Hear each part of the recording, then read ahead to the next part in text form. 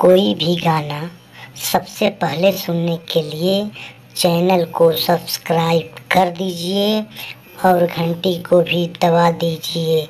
जय माता दी।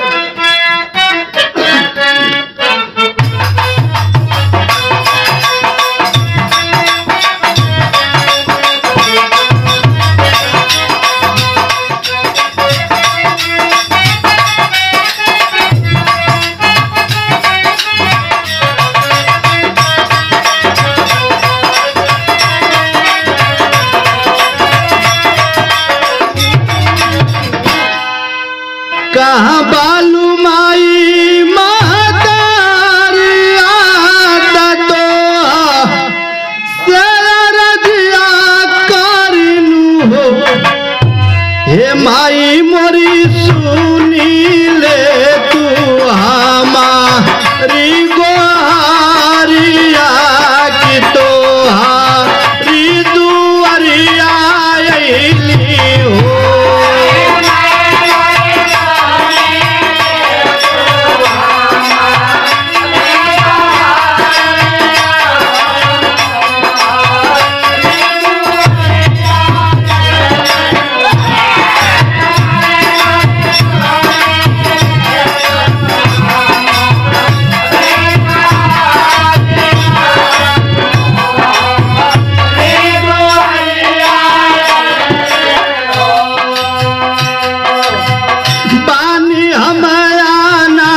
हे माई हमरा के अपनावा हो।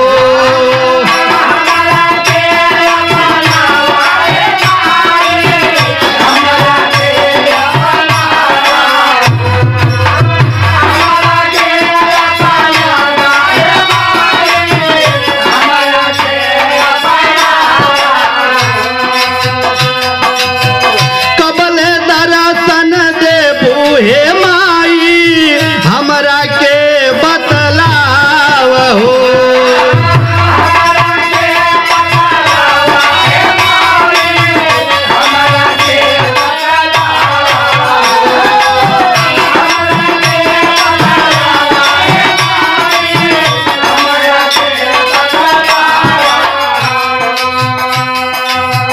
पूजिल तोहार चरनिया दूर माई मोरी फेरी देबू हमरो पर नजरिया की तो हारी दुआरिया अइली हो।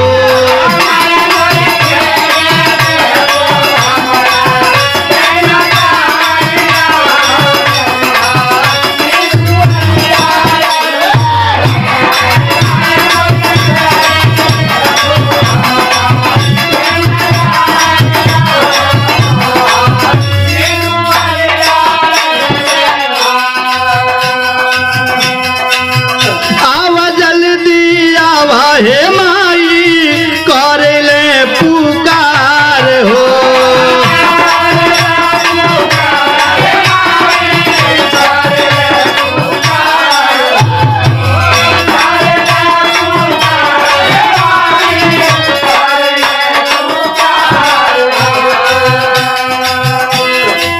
नैना हमरो तरसत बाटे करे के दीदार हो।